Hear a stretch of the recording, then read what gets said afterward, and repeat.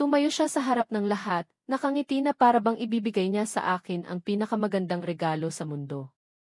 Hawak niya ang remote control ng proyektor at may kakaibang kislap sa kanyang mga mata, ang kislap na alam kong alam ko.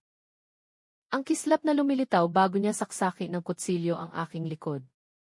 Ang screen sa likod niya ay lumiwanag, puti, malaki, naghihintay. Lahat ng bisita ay iniharap ang kanilang mga upuan. Pinisil ni Devon, ang aking anak, ang aking balikat ng may pagmamahal, walang kamalay-malay. Si Skyler, ang aking manugang, ang aking mahal, sinasamba kong manugang, ay binuksan ang kanyang bibig upang ipahayag ang sorpresa na inihanda niya para sa aking ika-negatibo 65 kaarawan. Ngunit may malaking pagkakamali. Isang bagay na hindi niya inaasahan. Dahil lang kumurap ang unang mga imahe sa screen na iyon, hindi ako ang namutla. Siya! Hayaan ninyong ikwento ko kung paano ako napunta sa sandaling iyon. Kung paano ang isang 65 taong gulang na nagtatrabahong biyuda na ginugol ang buong buhay niya sa pagsubok na panatilihin ang kapayapaan sa kanyang pamilya ay napunta sa harap ng isang silid na puno ng tao na nanonood sa kanyang manugang, na tuluyang nagkagulo sa publiko. Dahil hindi ito nagsimula ng gabing iyon. Nagsimula ito halos 8 taon na ang nakakaraan, ang araw na ipinakilala sa akin ni Devon si Skyler. Naaalala ko na suot niya ang isang eleganteng fitted mint green na barot saya, mataas na takong, at perpektong makeup. Inabot niya ang kanyang kamay na may ngiti na nagpapakita ng lahat ng kanyang ngipin, at sinabing natutuwa siyang makilala ang babaeng nagpalaki sa isang kahanga-hangang lalaki. Naniwala ako sa kanya. Gusto kong maniwala sa kanya. Nawalan ako ng asawa, si Mang Rafael, 18 buwan pa lamang ang nakalipas. At ang ideya na ang aking nag-iisang anak ay nakakita ng pag-ibig ay nagpuno sa akin ng pag-asa. Inakala kong baka si Skyler ang magiging anak na babae na hindi ko kailanman nagkaroon, na maaari kaming maging magkaibigan, magkakumpare, tunay na pamilya. Napakababaw ko. Ang unang ilang buwan ay perpekto. Binibisita ako ni Skyler, nagdadala ng mga panghimagas tulad ng leche flan at buko-pi, at nagtatanong tungkol sa aking araw. Nang ipahayag ni Devon na magpapakasal sila, umiyak ako sa kaligayahan. Sa kasal, nakasayaw ako kasama ang aking anak at sinabi ko sa kanya na ipinagmamalaki ko siya, na nakahanap siya ng isang hindi kapanipaniwalang babae. Niyakap niya ako ng mahigpit at bumulong na ako ang magiging pinakamahalagang babae sa kanyang buhay. Nakita kami ni Skyler mula sa pangunahing mesa at binigyan kami ng halik. Ibinabalik ko ito. Inakala kong magiging maganda ang lahat magpakailanman. Ngunit nagbago ang mga bagay ng banayad pagkatapos ng honeymoon, napakabagal na sa una ay inakala kong iniisip ko lang ito. Sinimulan ni Skyler na pumunta sa aking bahay at lumingalinga na may kakaibang ekspresyon. Hahawakan niya ang mga muebles na parabang sinusuri niya ito. Isang hapon habang nagkakape kami, itinuro niya ang sofa sa sala at sinabing napakatanda na mukha itong pagod, at nararapat akong magkaroon ng mas maganda. Sinabi ko sa kanya na binili namin iyon ni Mang Rafael 20 taon na ang nakalipas, at bawat marka, bawat bakas ng pagkasira ay nagpapaalala sa akin sa kanya. Umiti siya at sinabing naiintindihan niya, ngunit ang pagkapit ng mahigpit sa nakaraan ay hindi malusob na kailangan kong matuto bumitaw. Bumitaw. Ang salitang iyon ang naging paborito niya. Nang isinilang si Tres, ang aking apo, inakala kong gaganda ang lahat. Pumunta ako sa ospital na may dalang bulaklak at isang malaking teddy bear. Niyakap ko ang sanggol na iyon at naramdaman kong muling napuno ng buhay ang aking puso. Ngunit may mga patakaran si Skyler. Hindi ako makakabisita nang hindi nagbibigay ng 2 araw na abiso. Hindi ko pwedeng hawakan ang sanggol kung wala siya. Hindi ako pwedeng magbigay ng payo tungkol sa pagpapalaki ng anak dahil nagbago na ang panahon at luma na ako.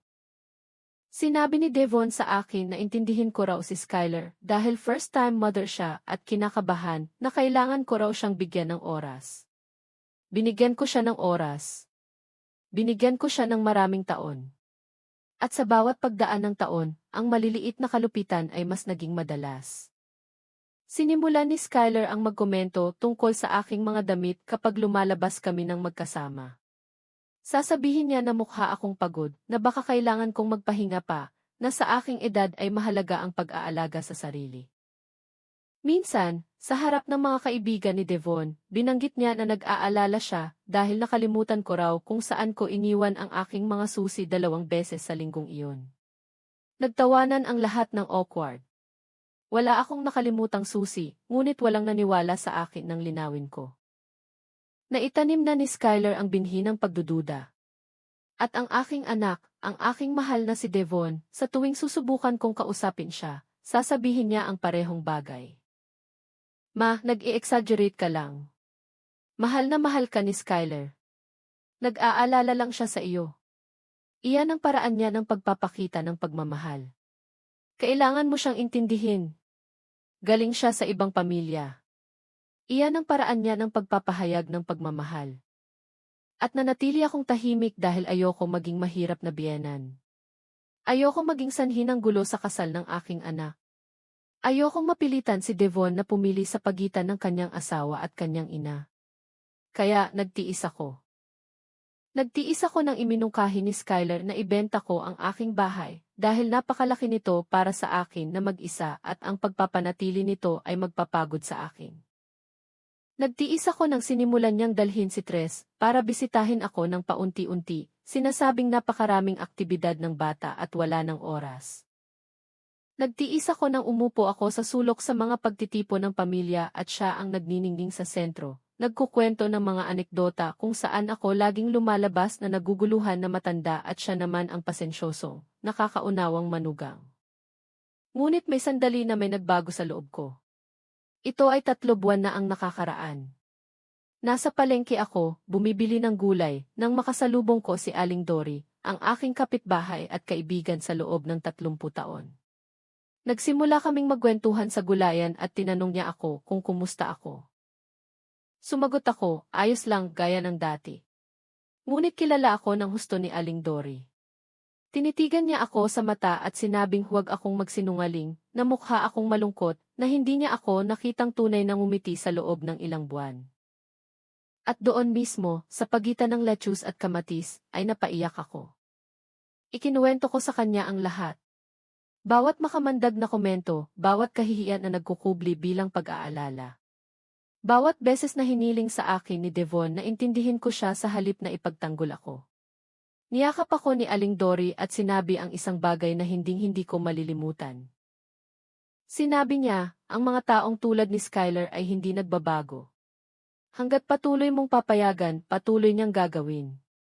At baka oras na para tumigil sa pagiging mabuting biyenan at simulan ang pagiging babaeng nire-respeto ang sarili. Hindi ako nakatulog ng gabing iyon. Ang mga salita ni Aling Dory ay umalinggaw sa aking isip ng paulit-ulit. At pagkatapos ay dumating ang tawag na nagpabago ng lahat. Isang Martes ng hapon nang tumunog ang aking telepono. Si Devon. Laging lumulundag ang aking puso nang makita ko ang kanyang pangalan sa screen, na para bang siya pa rin ang 8 taong gulang na batang umuuwi mula sa eskwela upang ikwento sa akin ang kanyang araw. Sumagot ako ng may ngiti, "Hello, anak ko." Ngunit ang boses na narinig ko sa kabilang linya ay hindi kay Devon. Ito ay kay Skyler. "Aling Evelyn, kailangan kitang kausapin tungkol sa isang mahalagang bagay." Ang tono niya ay matamis, halos malambot, sobrang tamis. Tinanong ko kung ayos lang ang lahat, kung ayos si Devon, kung ayos si Tres. Mahina siyang nagpakawala ng tawa at sinabing perpekto ang lahat, na huwag akong masyadong mag-alala, at iyon nga ang bahagi ng gusto niyang pag-usapan. Nagkasundo kaming magkita kinabukasan sa isang coffee shop malapit sa aking bahay na tinatawag na Kapehan ni Mama. Dumating ako ng 15 minuto ng maaga. Nag-order ako ng herbal tea at umupo sa tabi ng bintana, pinagmamasdan ang mga taong dumadaan, sinusubukang pakalmahin ang pagkabalisa sa aking tiyan. May mali. Alam ko. Nang pumasok si Skyler, siya ay nagniningning. Suot niya ang isang napakakumpletong beige na power suit. Ang kanyang buhok ay nakapusod ng perpekto at malaking sunglasses na tinanggal niya ng may dramatikong paggalaw. Binati niya ako ng halik sa magkabilang pisngi at umupo sa harap ko na para bang magkakaroon kami ng pinakamagandang usapan sa mundo. Aling Evelyn, simula niya, hinawakan ang aking mga kamay. Marami akong iniisip tungkol sa iyo kamakailan. Kung paano ka nakatira ng mag-isa sa napakalaking bahay na iyan. Kung paano ka nagiging mas pagod. Kung paano mo minsan nakakalimutan ang maliliit na bagay. At nag-aalala ako. Sobrang nag-aalala ako. Sinubukan kong ilayo ang aking mga kamay, ngunit mas pinisil niya ang mga ito. Nag-uusap kami ni Devon, patuloy niya. At naniniwala kami na dumating na ang panahon para isaalang-alang ang ilang mga opsyon para sa iyo, para sa iyong kapakanan. Kinilabutan ako. Tinanong ko siya kung anong mga opsyon ang ibig niyang sabihin. Bumuntong hininga si Skylar na para bang masakit sa kanya ang sasabihin. Tingnan mo, alam kong mahirap tanggapin, ngunit 65 taong gulang ka na. Nakatira kang mag-isa. Kung may nangyari sa iyo, kung natumba ka, kung nagkasakit ka sa hating gabi, walang makakatulong sa iyo. Naghanap kami ng ilang napakagandang, komportabling assisted living facilities, kung saan may mga tao sa edad mo, mga aktibidad, mga nurse na available 24 oras sa isang araw, mga lugar kung saan ka magiging ligtas at maaalagaan ng maayos. Tinitigan ko siya ng tahimik. Assisted living. Pinag-uusapan niya ang paglalagay sa akin sa isang home. Pinag-uusapan niya ang pagkuha sa akin sa aking bahay, ang bahay kung saan ko pinalaki ang aking anak, ang bahay kung saan namatay ang aking asawa sa aking mga bisig. Ang bahay na iyon ang tanging bagay na natira sa akin sa isang buhay na binuo ng may pagmamahal at sakripisyo. Sinabi ko sa kanya na ayos ako, na hindi ko kailangan ng anumang facility, na ang aking bahay ay aking bahay at mananatili ako doon. Pinagsiklop ni Skylar ang kanyang mga labi. Ang matamis na ngiti na iyon ay nagsimulang magpakita ng bitak. Aling Evelyn, huwag kang maging mahirap. Ito ay para sa iyong sariling kapakanan. Sumasang-ayon si Devon sa akin. Sa katunayan, ideya rin niya iyan. Pakiramdam ko ay nasuntok ako sa tiyan. Sumasang-ayon si Devon, ang aking anak, dito. Sinabi ko sa kanya na gusto ko siyang kausapin ng personal. Kinuha ni Skylar ang kanyang telepono at dinyal. Isinagad niya sa speaker. Miney. Narinig ko ang boses ni Devon sa kabilang linya. Sinabi sa akin ni Skylar na nag-uusap kayo. Mangyaring intindihin mo. Gusto lang namin ang pinakamabuti para sa iyo. Napakalaki ng bahay. Napapagod ka sa paglilinis. At nakatira kami ng malayo. Hindi namin kayang patuloy na tingnan kung ayos ka. Napakagaganda ng mga facility na ito. Mayroong isa na may magagandang hardin, mga klase sa yoga, aktibidad na pangkultura. Maaari kang magkaroon ng mga kaibigan. Maaari kang maging tahimik. Tahimik na para bang ang pagiging nasa sarili kong bahay ay sanhi ng pagkabalisa sa akin. Na para bang ako ay isang pasanin na kailangan nilang alisin. Tinanong ko siya ng direkta, Devon, gusto mo bang umalis ako sa bahay ko? Nagkaroon ng katahimikan, pagkatapos ay ang kanyang boses, mas malambot, mas pagod. Hindi sa gusto ko, mas sa tingin ko ay mas mabuti ito para sa iyo, para sa ating lahat. Tinitigan ako ni Skylar na may ngiti na muling bumalik sa kanyang mukha. Nanalo siya, o sa tingin niya. Ibinaba ko ang telepono. Sinabi ko kay Skylar na pag-iisipan ko. Mukha siyang nasisiyahan. Hinalikan niya ako sa pisngi. Sinabi niya na alam niyang gagawa ako ng tamang desisyon at nag-iwan ng 1,000 bill sa mesa para sa mga inumin na para bang mabibili niya ang aking dignidad doon. Umalis din ako sa coffee shop na iyon na pakiramdam ko ay guguho ang mundo sa paligid ko. Naglakad ako ng walang direksyon sa loob ng 1 oras. Umiyak ako sa isang bench sa parke kung saan ko dating dinadala si Devon nang bata pa siya. At pagkatapos ay inilabas ko ang aking telepono at tinawagan si Aling Dory. Kailangan ko ang tulong mo, sabi ko. At siya, nang walang pagtatanong, ay sinabihan akong pumunta agad sa kanyang bahay. Nang gabing iyon, nakaupo sa kanyang kusina na may 2 tasa ng tsaa sa pagitan namin, ikinuwento ko sa kanya ang lahat. Tahimik na nakinig si Aling Dory, tumatango paminsan-minsan, pinipisil ang aking kamay nang magsimulang dumaloy muli ang mga luha. Nang matapos ako, tahimik siya ng matagal. Pagkatapos ay tinitigan niya ako ng direkta sa mata. Aling Evelyn, sabi niya, gusto ng babaeng iyan na paalisin ka sa bahay mo. At hindi dahil nag-aalala siya sa iyo, kundi dahil gusto niya ang bahay mo. Hindi ko naintindihan. Bumuntong hininga si Aling Dory. Isipin mo, isang 3-bedroom bungalow sa isang tahimik na subdivision sa Quezon City, magandang lokasyon, bayad na ng buo. Kung lilipat ka sa isang home, sino sa tingin mo ang makakakuha ng ari-arian na iyon? Si Devon ang iyong nag-iisang tagapagmana. At sino sa tingin mo ang magkukumbinsi sa kanya na ibenta o i-renovate o gawin ang anumang gusto niya sa lugar na iyon? Si Skyler. Nagsimulang magtugma ang mga piraso sa aking isip tulad ng isang makabre puzzle. Ipinagpatuloy ni Aling Dory. At hayaan mong sabihin ko sa iyo ang isa pa. 2 linggo na ang nakakaraan, nakita ko si Skyler na kumukuha ng litrato ng iyong bahay mula sa labas. Akala ko ay kakaiba, ngunit hindi ko binigyan ng gaanong pansin. Ilang araw na ang nakakaraan, nakita ko siya muli. Ngunit sa pagkakataong ito ay may kasama siyang isang lalaki na may dalang clipboard. Tila sinusuri nila ang isang bagay.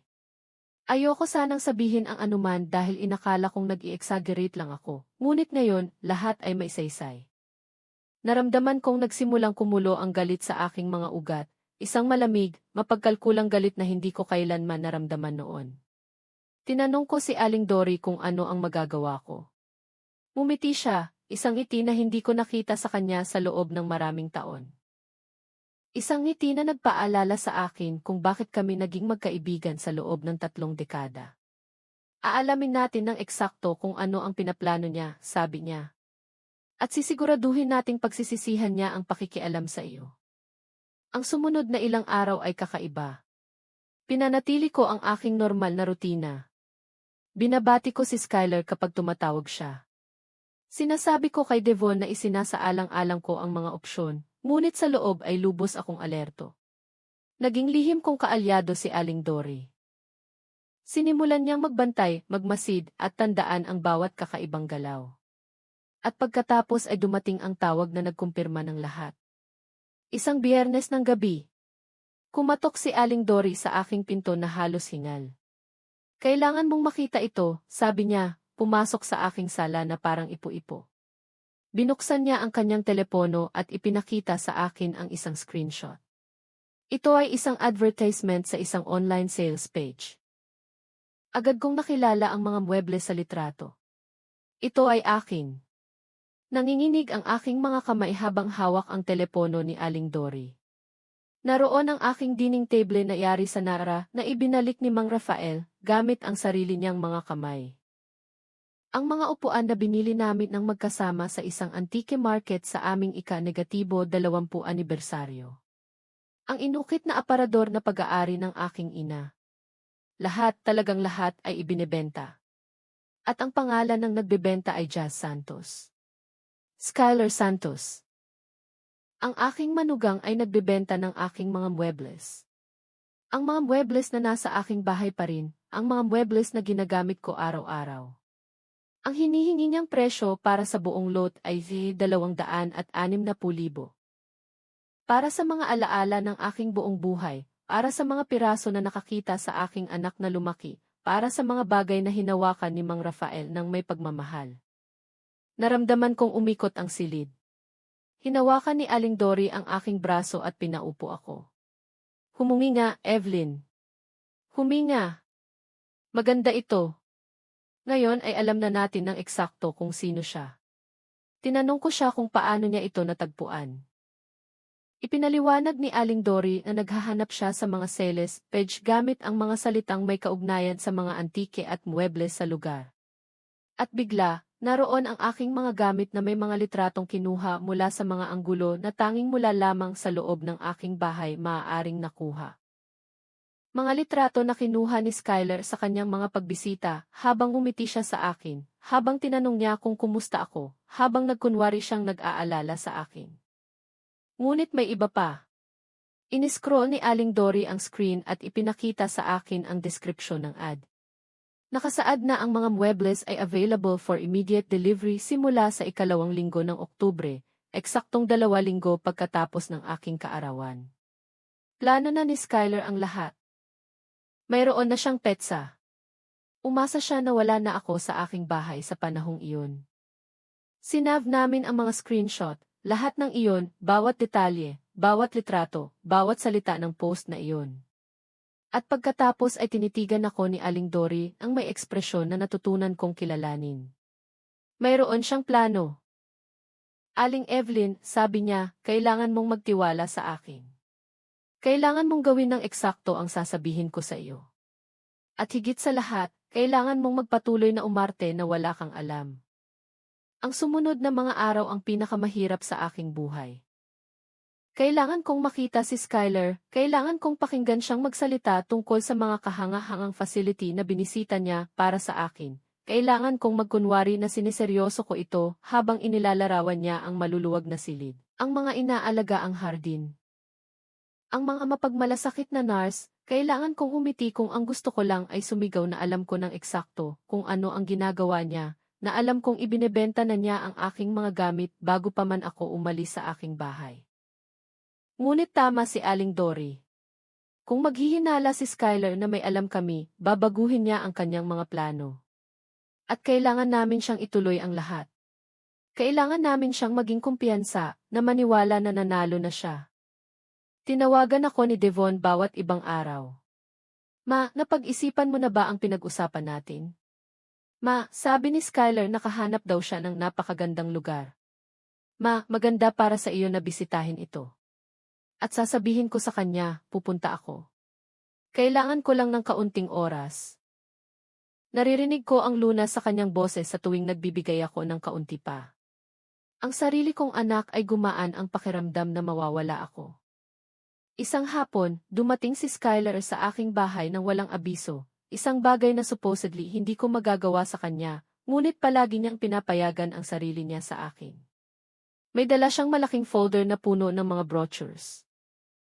Umupo siya sa aking sofa, ang sofa na kanyang pinuna ng maraming beses, at nagsimulang ipakita sa akin ang mga opsyon.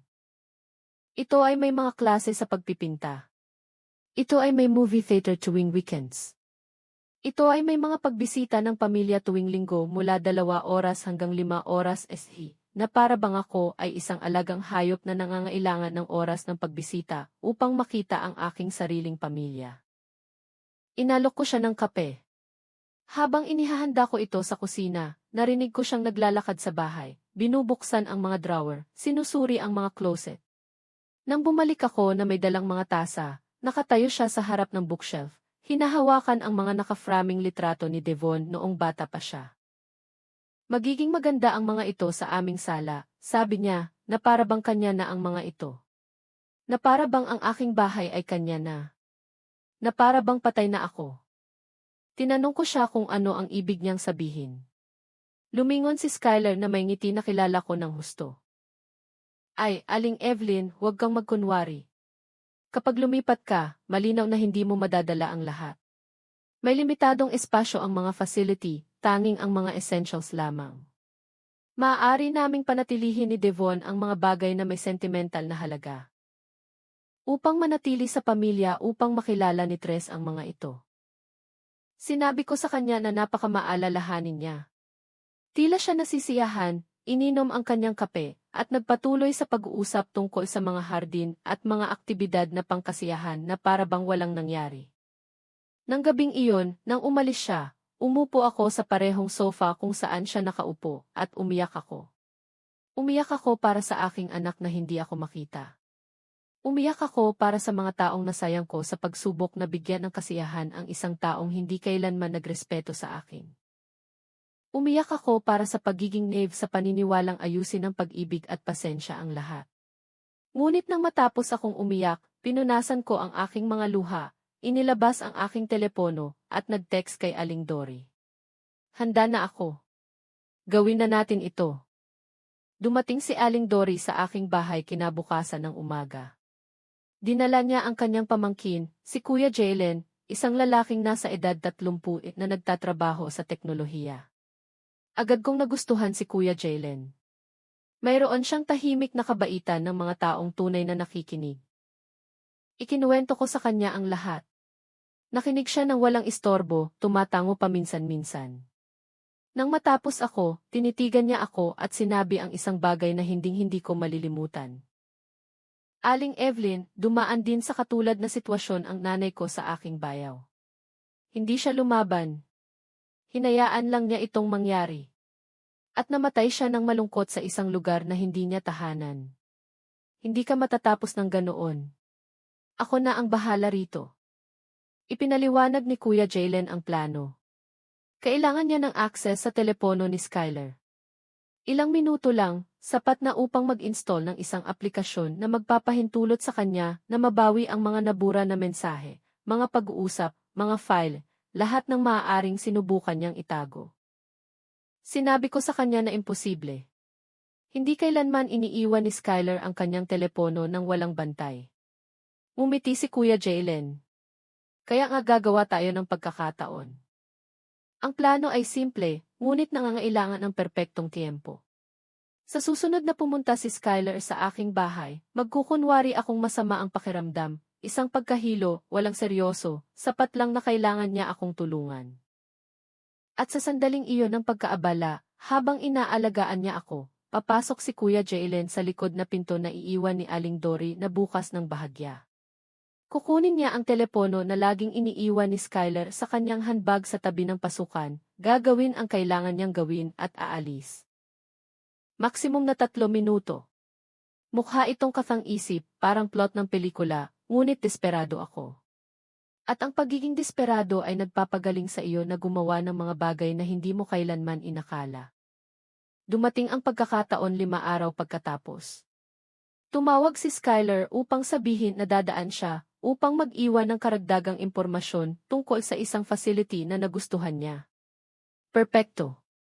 Sinabi ko sa kanya na hinihintay ko siya. Tinawagan ko si Aling Dory. Tinawagan ko si Kuya Jaylen. Lahat ay nakapwesto.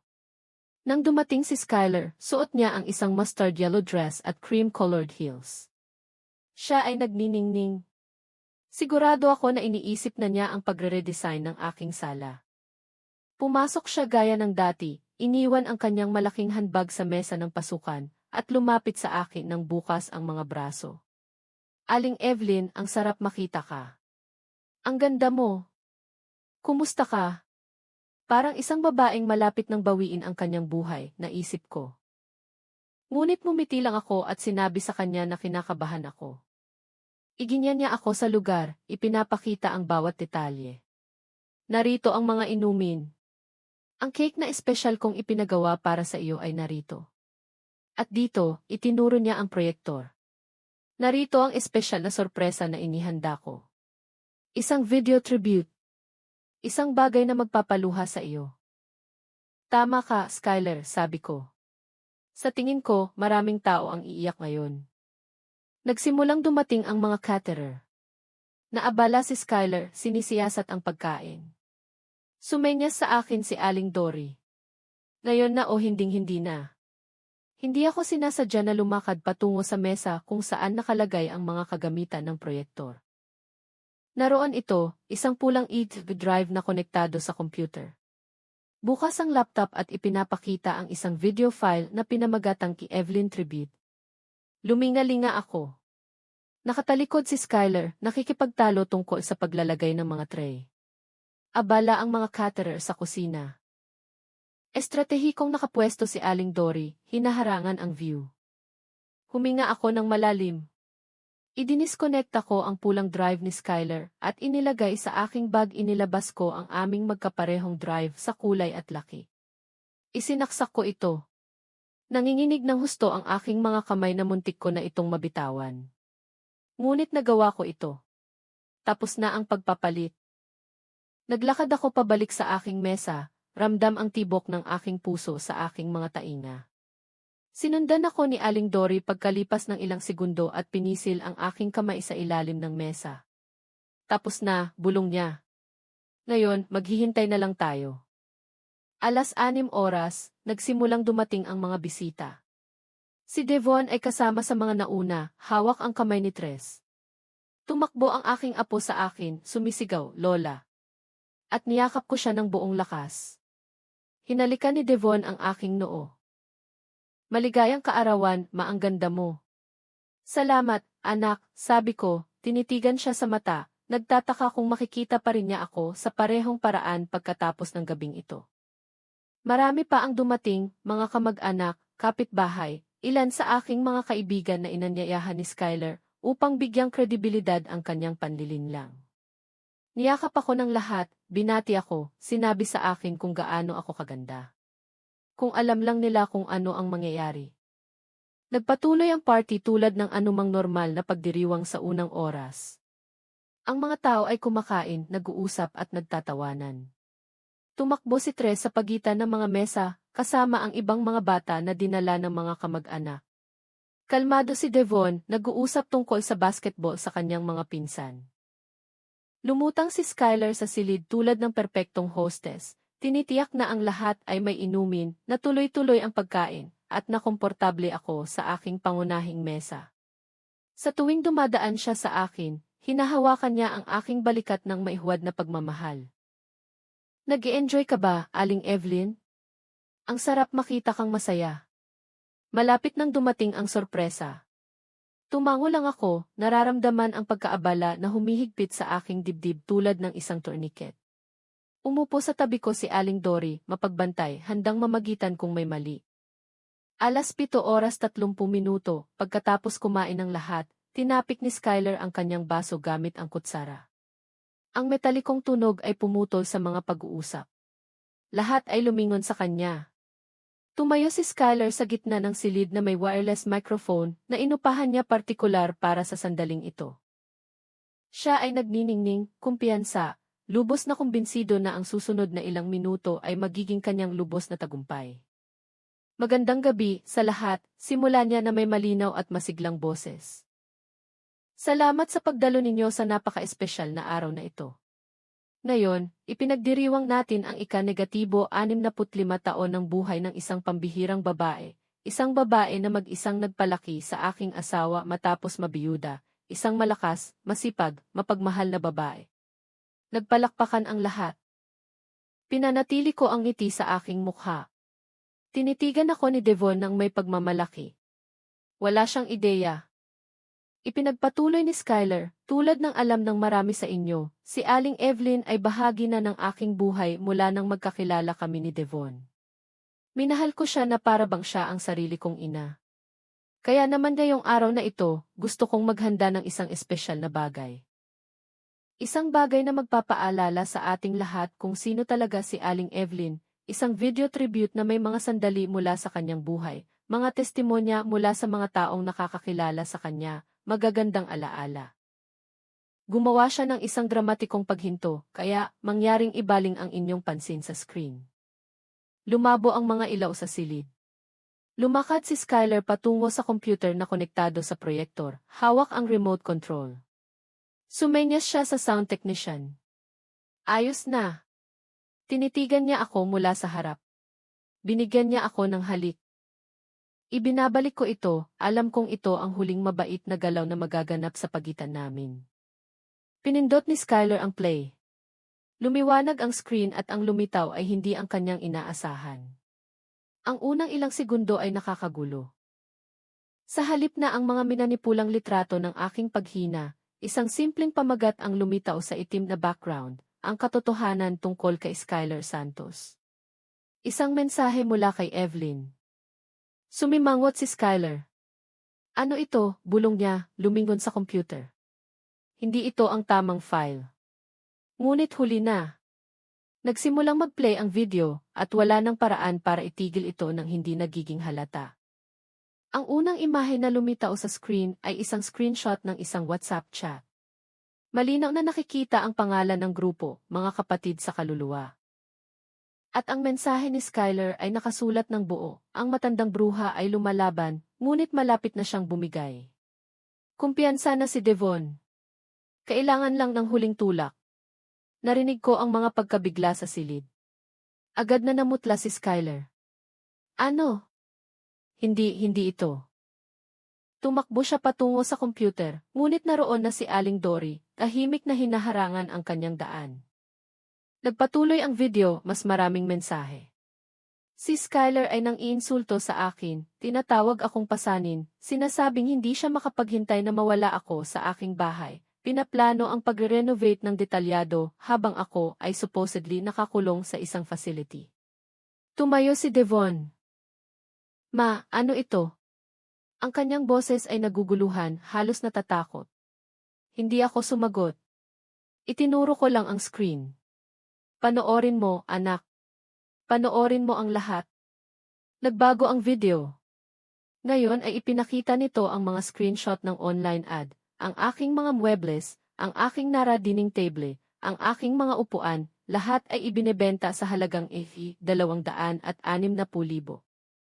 Ang nagbebenta, si Jazz Santos, na available para sa delivery sa Oktubre, ang eksaktong petsa na pinlano ni Skyler na ipasok ako sa isang institusyon.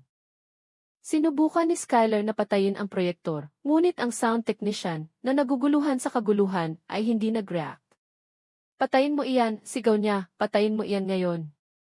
Ngunit ang kanyang boses ay lalo lang nagpakuha ng pansin ng lahat. Ang silid ay tahimik na tahimik, maliban sa audio mula sa video na nagpapatugtog ngayon ng isa sa mga voice message na ipinadala ni Skyler sa kanyang kaibigan na si Belle. Ang kanyang sariling boses ang pumuno sa silid sa pamamagitan ng mga speaker. Wala kang ideya kung gaano kahirap pakisamahan ang babaeng iyan. Sa tuwing pumupunta ako sa bahay niya, kailangan kong pakinggan ang kanyang nakakainip na mga kwento tungkol sa kanyang patay na asawa na parang may pakialam ako. Pero, malapit na lang.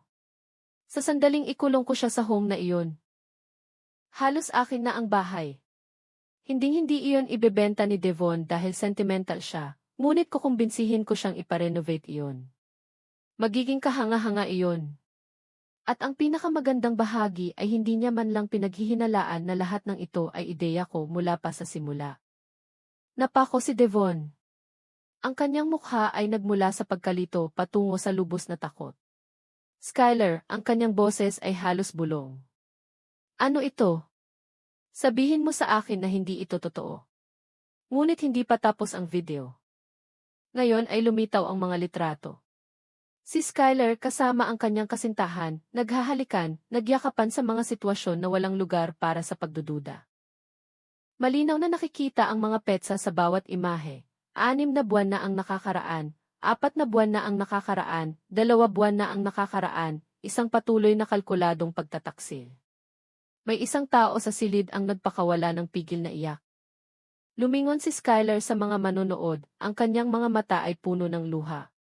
Hindi ninyo naiintindihan. Kinuha ito nang wala sa konteksto. May nag-edit nito. May nag-hack ng aking telepono. Si Aling Evelyn ang nasa likod nito. Siya ang nagmamanipula ng lahat. Dahan-dahan akong tumayo. Lahat ng mata ay napunta sa akin. Nagmamanipula ako, tanong ko, kalmado ngunit matatag ang aking boses. Ako ba ang nagsinungaling ng maraming taon? Ako ba ang nagplano na ikulong ang isang tao sa isang home upang nakawin ang kanilang bahay? Ako ba ang nagbenta ng mga muebles na hindi akin? Ako ba ang nambabae sa aking asawa? Nagpatuloy ang video ng walang tigil. Ngayon ay ipinakita nito ang mga bank statements, ang patuloy na paglilipat sa lihim na account ni Skyler. 1,100,000 na inilipat sa loob ng 2 taon. At pagkatapos, ang bahagi na tuluyang dudurog kay Devon. Ang mga mensahe kung saan inamin ni Skyler na binigyan siya ni Devon ng 50,000 buwan-buwan para sa akin. Ngunit 25,000 lamang ang inilipat niya at itinago ang natitira. 600,000 na ninakaw mula sa pera na ibinigay sa akin ng aking anak ng may pagmamahal. Lumapit si Devon kay Skyler ng dahan-dahan. Nanginginig ang kanyang mga kamay. Ang kanyang boses ay halos hindi marinig, malamig, patay. Sinabi mo sa akin na kailangan ni Mama ng 50,000 buwan-buwan. Sinabi mo sa akin na ibinigay mo iyon sa kanya dahil mas madali.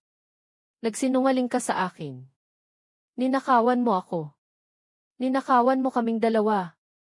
Sinubukan ni Skyler na hawakan siya, Ngunit nilayo niya ito na para bang nasusunog siya.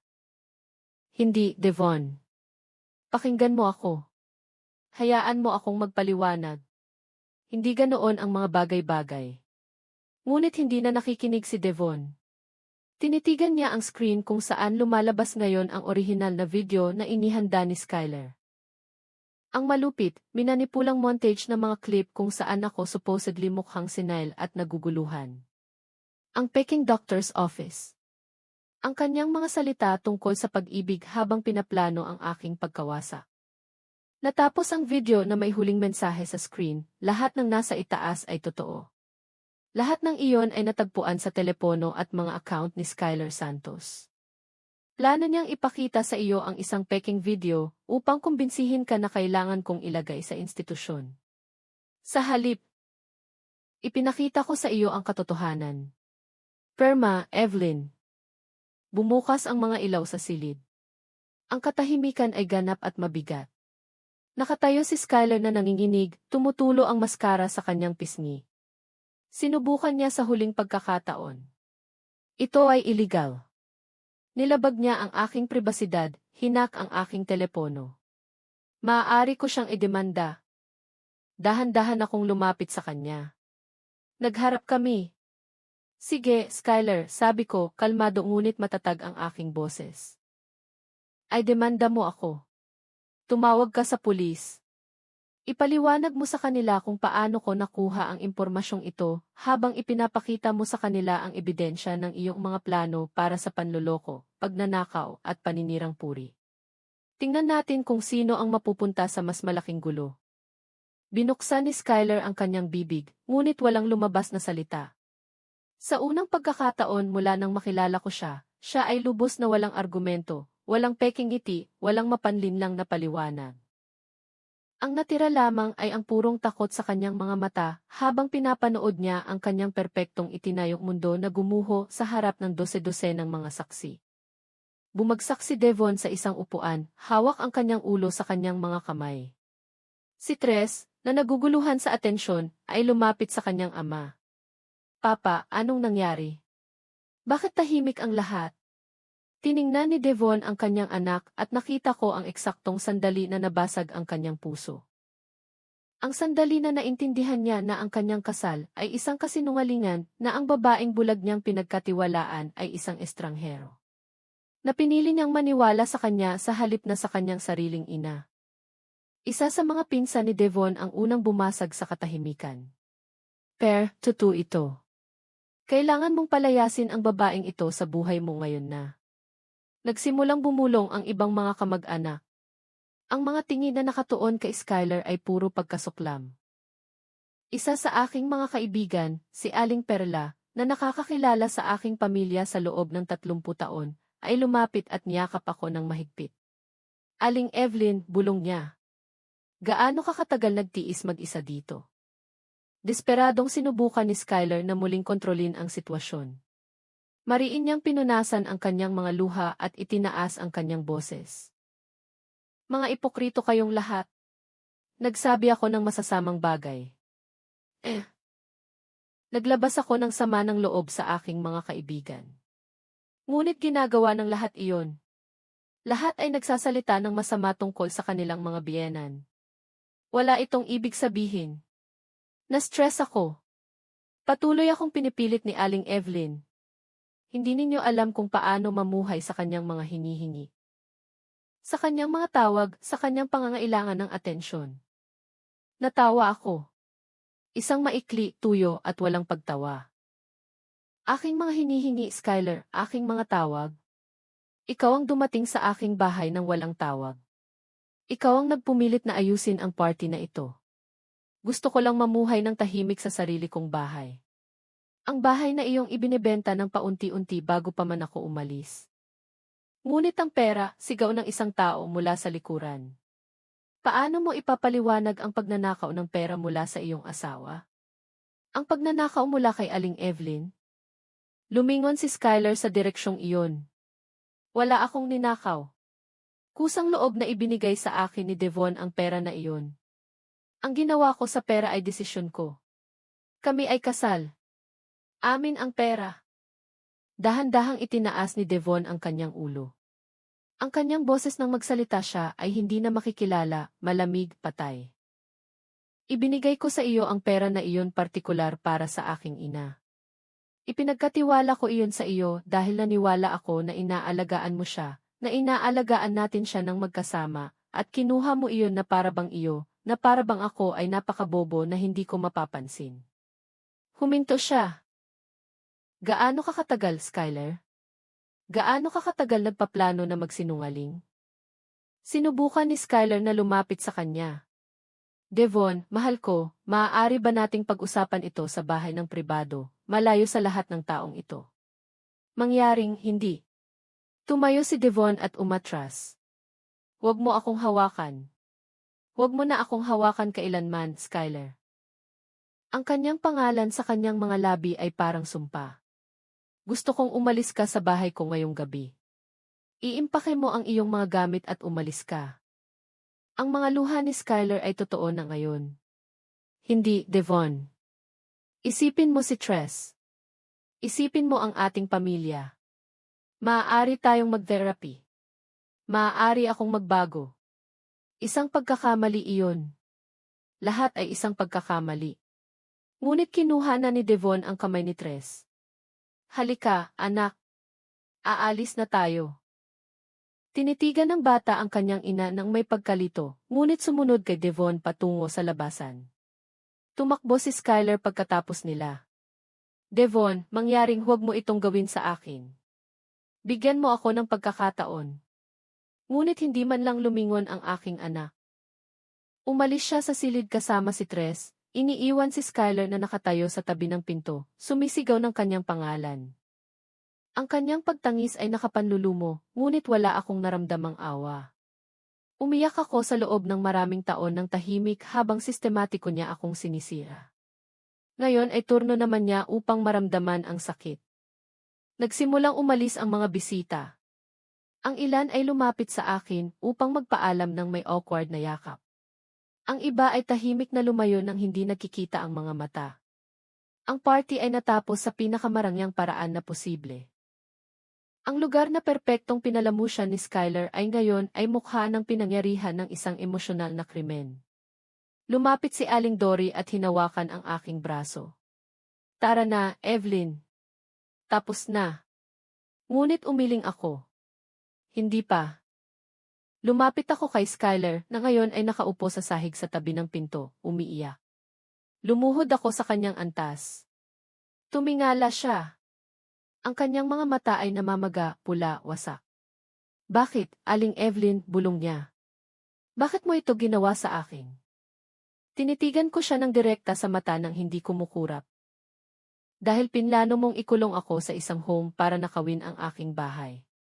Dahil ninakaw mo ang aking pera.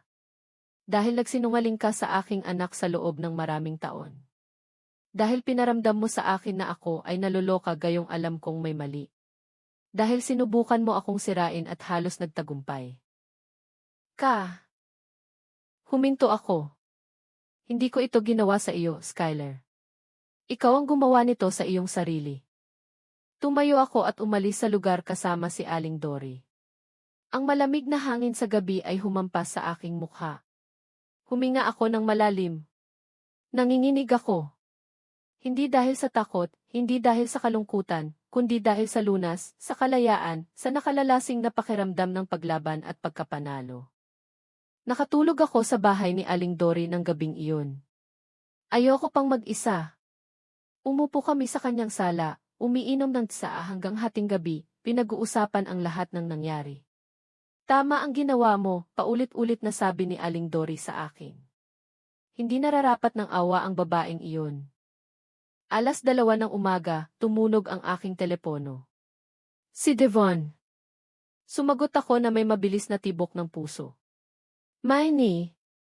Ang kanyang boses ay nabasag, durog. Nasa hotel kami ni Tress. Hindi ako makatira sa bahay na iyon.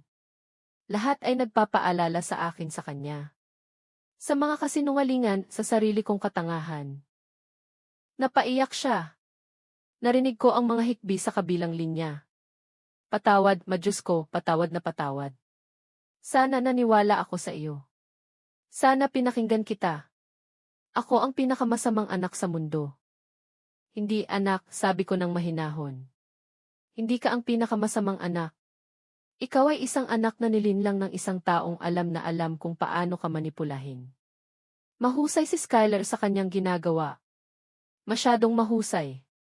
Ngunit ngayon alam mo na ang katotohanan at iyon ang mahalaga. Huminga ng malalim si Devon, sinusubukang kumalma. Bukas, kakausapin ko ang isang abogado. Sisimulan ko ang diborsyo. Sisiguraduhin kong wala siyang makukuha. At maini. Huminto siya ng matagal. Kailangan mong malaman na hinding-hindi ko na pagdududahan kailanman. Kailanman. Mahal kita at pinagsisisihan kong nabigo kita nang kailangan mo ako ng husto. Mahal din kita, anak, sagot ko, ramdam ang pagtulo ng aking sariling luha. At hindi mo ako nabigo. Naligaw ka lang ng sandali, ngunit ngayon, bumalik ka na. Ibinaba namin ang telepono at tinitigan ko ang telepono sa aking mga kamay. Binigyan ako ni Aling Dory ng tissue. Nagiging maganda ang lahat, sabi niya. Mababalik mo ang iyong anak. Mananatili sa iyo ang iyong bahay. At babayaran ni Skyler ang lahat. Tumango ako, pinupunasan ang aking luha. Nagtatapos ito ng eksakto sa nararapat. Ang sumunod na mga araw ay parang ipo-ipo. Kumuha nga si Devon ng abogado. Sinubukan ni Skyler na lumaban, ngunit napakarami ng ebidensya. Ang video na nakumpile ni Kuya Jalen ay iprinesenta bilang ebidensya. Ang mga mensahe, ang mga litrato, ang mga bank statements, lahat. Ipinaliwanag ng abogado ni Devon na maaari siyang kasuhan hindi lang ng pagtataksil, kundi ng panloloko at pagnanakaw. Walang depensa si Skyler. Sa huli, tinanggap niya ang isang kasunduan. Aalis siya nang hindi ipinaglalaban ang shared custody ni Tres. Babayaran niya ang ninakaw na pera sa buwan ng hulog at hinding-hindi na siya lalapit sa akin. Nilagdaan niya ang lahat habang umiiyak. Ngunit nilagdaan niya. 3 linggo pagkatapos ng aking kaarawan, iniwan ni Skyler ang buhay ng aking pamilya magpakailanman. Pansamantalang lumipat sa akin si Devon kasama si Tres habang pinoproseso niya ang lahat. Ang makita siyang mag-almusal muli sa aking kusina, ang marinig ang tawa ng aking apo na pumupuno sa bahay, ang maramdaman na gumagaling ang aking pamilya, lahat ng iyon ay sulit sa bawat sandali ng takot at sakit. 6 na buwan na ang nakakaraan mula ng gabing iyon. 6 na buwan kung saan ang aking buhay ay muling itinayo sa mga paraan na hindi ko kailanman naisip na posible. Si Devon at Tres ay nanirahan sa akin sa unang 3 buwan. Kakaiba sa simula na muling mapuno ng buhay ang bahay pagkatapos ng napakaraming taon ng kalungkutan. Kakaiba ngunit kahanga-hanga. Magkasama kaming nag-almusal tuwing umaga. Dinala ko si Tres sa eskwela habang nagtatrabaho si Devon. Sa gabi, nagluluto kami ng magkasama at ikinukwento sa akin ni Tres ang kanyang araw nang may walang katapusang enerhiya na mayroon ang mga bata. Nagbago si Devon. Mas naging present siya, mas maalalahanin, mas may kamalayan. Isang hapon habang naghugas kami ng pinggan ng magkasama, sinabi niya sa akin ang isang bagay na hinding-hindi ko malilimutan.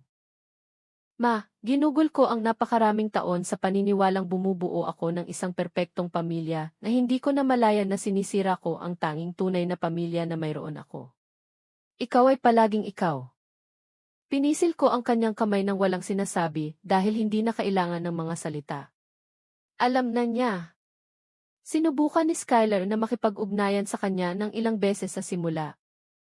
Mahabang mensahe na humihingi ng tawad, mga tawag na tinanggihan ni Devon ang hindi man lang tinitingnan kung sino ang tumatawag. Mga bulaklak na ipinadala sa opisina na napunta sa basurahan hanggang sa tuluyan niyang naintindihan na wala nang balikan. Ang mga papeles ng diborsyo ay nilagdaan 4 na buwan pagkatapos ng party. Malaya na si Devon. Nakikita ni Tres ang kanyang ina bawat 2 linggo sa mga supervised visits na kinasusuklaman ni Skyler, ngunit iniutos ng isang hukom pagkatapos suriin ang lahat ng ebidensya. Ang buong custody ay kay Devon. Ang ninakaw na pera ay nagsimulang dumating sa buwan ng bayad ayon sa napagkasunduan. 25,000 na laging lumalabas sa aking account sa unang araw ng bawat buwan. Ipinagpilitan ni Devon na sa akin ang pera na iyon na dapat kong gamitin ito ayon sa gusto ko. Inipon ko ito. Hindi ko ito kailangan. Sapat na ang aking pensyon. Ang pera na iyon ay kumakatawan sa iba pa. Kumakatawan ito sa katarungan. Kumakatawan ito sa katotohanan na ang mga aksyon ay may mga kahihinatnan. Isang hapon, nakatanggap ako ng tawag mula sa isang hindi kilalang numero. Nag-atubili akong sagutin, ngunit may nagtulak sa akin na pindutin ang berdeng pindutan. Isa ito sa mga kaibigan na nasa party. Ang pangalan niya ay Leticia, isang malayong pinsan ni Devon. Aling Evelyn, sabi niya ng mahinhin. Alam kong baka ayaw mo akong kausapin, ngunit kailangan kong tumawag sa iyo. Kailangan kong sabihin sa iyo na hinahangaan ko ang ginawa mo, na sana ay nagkaroon ako ng iyong tapang ng ginawa ng aking dating bayaw ang katulad na bagay sa akin. Nanatili akong tahimik, hinayaan siyang magpatuloy. Ang buong pamilya ay nag-uusap tungkol sa nangyari at lahat ay nasa panig mo.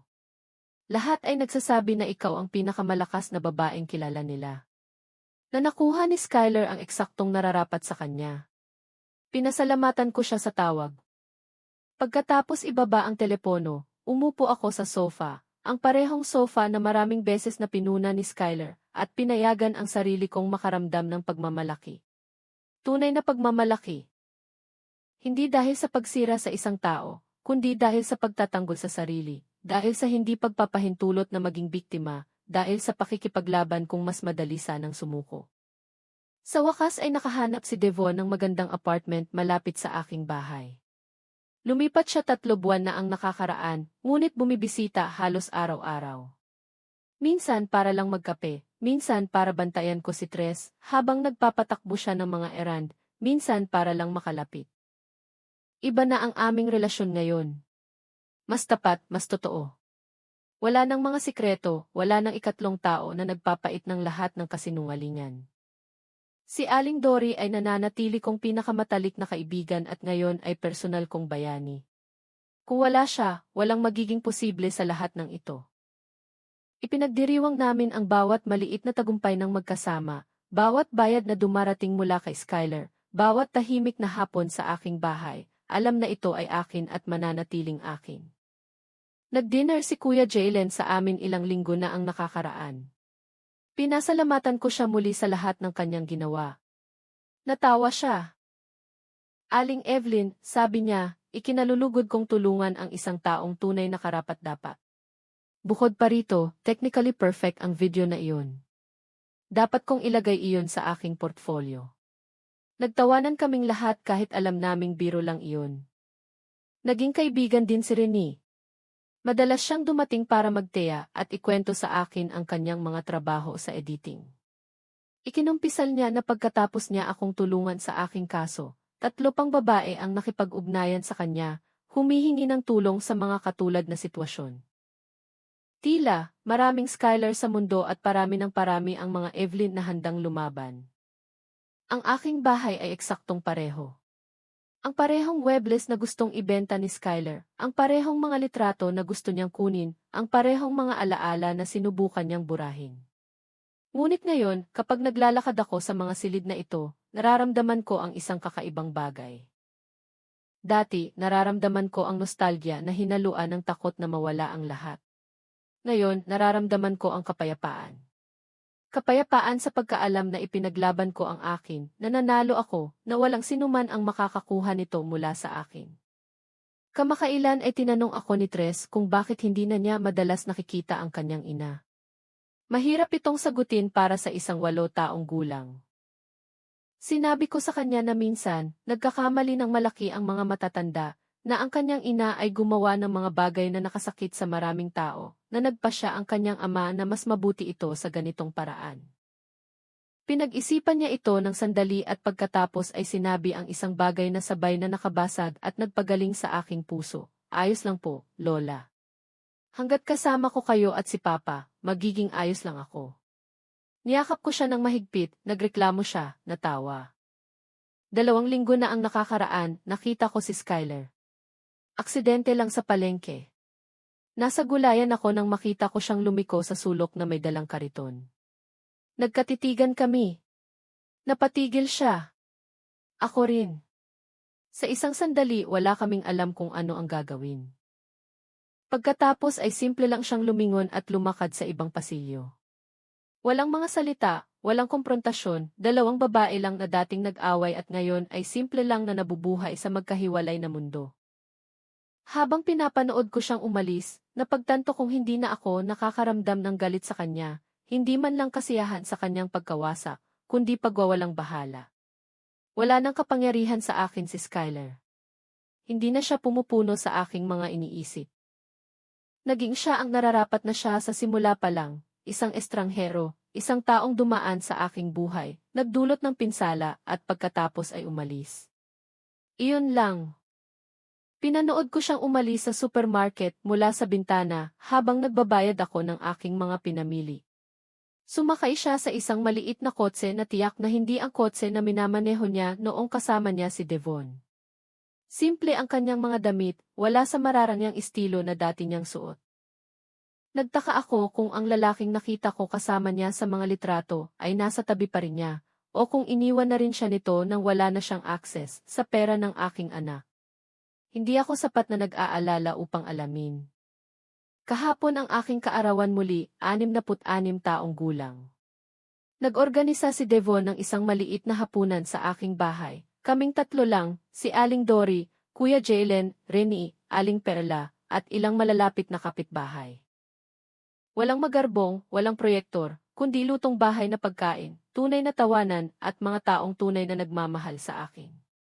Binigyan ako ni Devon ng isang bagong photo album na may espasyo para sa lahat ng mga alaala na patuloy nating gagawin. Ginawan ako ni Tres ng isang handmade card na may drawing na magkahawak ang aming mga kamay.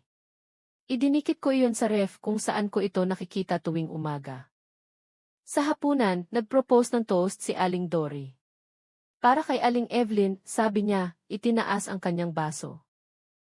Para sa babaeng nagturo sa atin na hinding-hindi pa huli ang lahat para ipagtanggol ang sarili, na ang edad ay hindi nagtatakda ng lakas, at na minsan, ang pinakamahusay na paghihiganti ay hindi ang saktan ang nanakit sa iyo, kundi ang ipakita lang sa lahat kung sino talaga sila. Nagtoast ang lahat. Naramdaman ko ang mga luha sa aking mga mata, ngunit sa pagkakataong ito ay magagandang luha. Lumapit sa akin si Devon pagkatapos at nagsalita ng mahina. Ma, may kailangan akong sabihin sa iyo. Nagpa-therapy ako. Napagtanto ko na madali akong namanipula ni Skyler dahil mayroon akong mga issue na hindi ko pa nalulutas. Takot na makadisappoint, pangangailangan ng pagtanggap, mga bagay na galing pa sa matagal na panahon bago ko siya nakilala. Huminto siya. Tinulungan ako ng therapist na maunawaan na hindi lang kita nabigo. Nabigo ko ang aking sarili, ngunit gagawin ko iyon. Magiging mas mabuti ako para sa akin, para kay Tres, para sa iyo. Niyakap ko siya, ramdam ang pagtaas ng pagmamalaki sa aking dibdib. Iyon ang aking anak. Hindi ang lalaking hinubog ni Skyler, kundi ang lalaking pinalaki ko. Ang lalaking makikilala ang kanyang mga pagkakamali at magtatrabaho upang maging mas mahusay. Ipinagmamalaki kita, bulong ko. Palagi. Nang umalis ang lahat at natahimik ang bahay, umupo ako sa aking sofa na may mainit na tasa ng tsaa. Lumingalinga ako. Aking sala, aking kusina, aking mga dingding na puno ng alaala. Aking buhay, akin pa rin. Laging akin. Naalala ko ang buong paglalakbay, ang Evelyn na isang taon na ang nakakaraan ay nakaupo sa parehong lugar na ito, nararamdaman ang pagiging maliit, takot, nakakulong, at kung paano nahanap ng babaeng iyon ang lakas kung saan niya inakala na wala. Hindi ko pinagsisisihan ang anuman. Hindi ang pag-imbestiga, hindi ang pagpapalit ng video na iyon, hindi ang paglalantad kay Skyler sa harap ng lahat. Sasabihin ng ilang tao na ako ay malupit, na maaari ko raw sana itong hinarap ng mas pribado. Ngunit hindi naunawaan ng mga taong iyon. Hindi nila naunawaan kung ano ang pakiramdam ng sistematikong winawasak ng tahimik. Kung ano ang pakiramdam ng panonood sa isang tao na gumagawa ng iyong bilangguan ng bato-bato habang ang lahat ay nakangiti at nagpapalakpakan. Hindi ako binigyan ni Skylar ng pagpipilian. Pinili niya ang digmaan. Pinili ko lang na manalo. Nag-vibrate ang aking telepono na may mensahe. Si Devon. Salamat para sa araw na ito, masalamat sa patuloy na pananatili rito, sa hindi pagsuko, sa pagpapakita sa akin kung ano talaga ang ibig sabihin ng maging malakas. Mahal na mahal kita. Umiti ako, nagtatype ng aking sagot. Mahal din kita, anak. Palagi. Tumayo ako at naglakad sa bahay, pinapatay ang mga ilaw isa-isa. Bawat silid ay may mga kwento, ang ilan ay masakit, ang ilan ay maganda, lahat ay akin. Sa pasilyo, huminto ako sa harap ng isang litrato ni Mang Rafael at ako nang bilhin namin ang bahay na ito. Napakabata pa namin, puno ng mga plano at pangarap. Mahinahong hinawakan ko ang frame. Nagawa natin, mahal, bulong ko sa litrato. Ipinagtanggol ko ang ating tahanan. Ipinagtanggol ko ang ating pamilya. Alam kong ipagmamalaki mo ako. Umakyat ako sa aking kwarto. Bawat hakbang ay mas magaan kaysa sa nauna. Hindi ko na dinala ang bigat ng mga kasinungalingan ni Skylar. Hindi ko na dinala ang takot na mawala ang lahat. Hindi ko na dinala ang pakiramdam ng pagkakasala na baka may mali akong nagawa upang marapatan ang kanyang kalupitan. Ngayon ay dinala ko lang ang katiyakan ng paggawa ng tama, ng paglaban, ng pagkapanalo. Humiga ako, nakatingin sa kisame, at sa unang pagkakataon sa loob ng maraming taon, hindi ako nakaramdam ng pag-aalala para sa hinaharap. Hindi ako nakaramdam ng takot sa kung ano ang darating. Nakaramdam lang ako ng pasasalamat na narito ako, sa aking kama sa aking bahay, napapalibutan ng pagmamahal ng aking tunay na pamilya. Isinara ko ang aking mga mata at bago pa man ako makatulog ay naisip ko ang lahat ng mga babaeng dumaan sa pinagdaanan ko. Ang mga minamanipula, minamaliit, inihahanda upang itapon. At ninais ko na sana ay mahanap nila ang kanilang sariling lakas, mahanap ang kanilang sariling Aling Dory, ang kanilang sariling Kuya Jalen, mahanap ang tapang na sabihing tama na si. Dahil walang sinuman ang nararapat na tratuhin tulad ng pagtrato sa akin. At walang sinuman ang kailangang tanggapin ito ng tahimik. Nakatulog ako ng payapa sa aking kama, sa aking bahay, napapalibutan ng aking mga alaala, matagumpay, malaya, at ganap na kontrolado ang aking sariling buhay, eksakto sa nararapat na ito sa simula pa lang.